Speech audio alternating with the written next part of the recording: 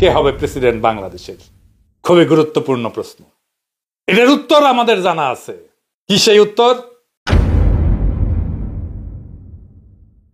একজনই আছেন বাংলাদেশের প্রেসিডেন্ট হওয়ার যোগ্য, তিনি বেগম খালেদা জিয়া, যিনি আমাদের ইতিহাসের মহানায়ক, যিনি আমাদের প্রজন্মকে শিখাইছেন মাথা উঁচু করে লড়াই করতে, যিনি বলছিলেন ওদের হাতে গোলামির জিনজির, আমাদের হাতে স্বাধীনতার পতাকা, যিনি দল মতের ঊর্ধ্বে উঠা আজ জাতীয় ঐক্যের প্রতীক হয়েছেন, সেই বাংলাদেশের প্রথম নারী প্রধানমন্ত্রী, আজকে বাংলাদেশের প্রথম নারী রাষ্ট্রপতি হবেন, তিনি আর প্রফেসর ইউনূস, এই দুই মুরব্বী মিলা আমাদের নতুন বাংলাদেশের সূচনায় পৌঁছে দেবেন।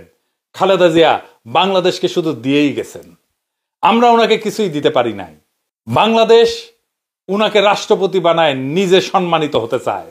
বাংলাদেশের ইতিহাসে এমন দুই নেতার অভূতপূর্ব অভিভাবকত্ব আমরা আর কোনোদিন পাবো না। আমরা এই সুযোগ হারাইতে চাই না। আমরা বেগম খালেদা জিয়ার অধীনে নির্বাচন করতে চাই। আমাদের সংসদ সদস্যরা বেগম খালেদা জিয়ার কাছে শপথ পড়ুক, এইটা আমরা চাই। আমরা সেটা দেখতে চাই। ওই শপথের মূল্য অনেক।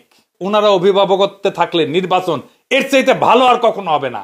কোনো পুলিশ মিলিটারি লাগবে না, এমনি এমনি শান্তিপূর্ণ এবং উৎসব মুখর নির্বাচন হবে, লিখে রাখতে পারেন।